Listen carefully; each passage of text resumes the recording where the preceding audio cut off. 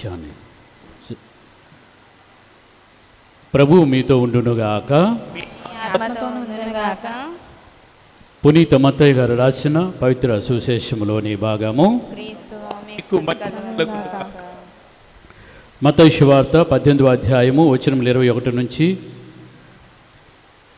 పేతురు యేసు వద్దకు వచ్చి, ప్రభు, నా సహోదరుడు నాకు ద్రోహం చేయుచుండా, నేనెన్ని పర్యాయములు అతనిని క్షమించవలను? 7 పర్యాయముల అని అడిగాను.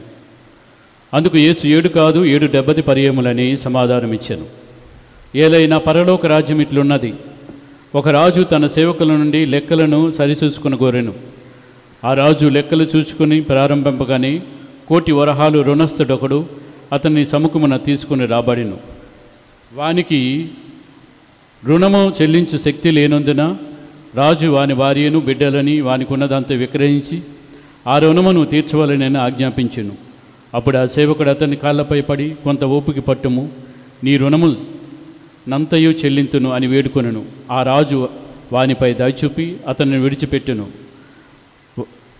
వాని అప్పును కూడా క్షమించెను. కానీ అదే సేవకుడు వెలుపలికి వెళ్ళి తనకు కొంత ధనము రుణపడి ఉన్న తన తోడి సేవకులపై ఒకరిని చూసి, నీ అప్పును చెల్లింపుమని గొంతు పట్టుకొనెను. ఆ తోడి సేవకుడు అప్పుడు సాగిలపడి, కొంచెం ఓపిక పట్టుము, నీ రుణమంతయు చెల్లించునని ప్రాధేయపడెను. అందులకు వాడు అంగీకరింప రుణము తీర్చే వరకు వానిని చెరసాలలో వేయించెను. ఇది చూసిన తోడి సేవకులు ఎంతో బాధపడి జరిగినదంతయు తమ యజమానుకు ఎరిగిరి. అప్పుడు ఆ యజమానుడు వానిని పిలిపించి, నీచుడా, నీవు నన్ను ప్రార్థించుటచే నీ రుణమంతయు క్షమించితని. నేను నీ పట్ల దయచూపినట్లు నీవు నీ తోడి సేవకునిపై దయచూపవలదా అని మండిపడి బాకీనంతా చెల్లించే వరకు వానిని తలాలకు అప్పగించెను. కనుక ఈ విధముగా మీలో ఒక్కొక్కడు తన సోదరుని హృదయమును పూర్వకంగా క్షమింపవారి ఎడల పరలోకమందలి నా తండ్రి మీ ఎడల అట్లే ప్రవర్తించెను. తన ఉపదేశమును ముగింపిన పిదప యేసు గలిలియా సీమ నుండి యోర్దాను నదికి ఆవలున్న యూదయ ప్రాంతమునకు చేరెను.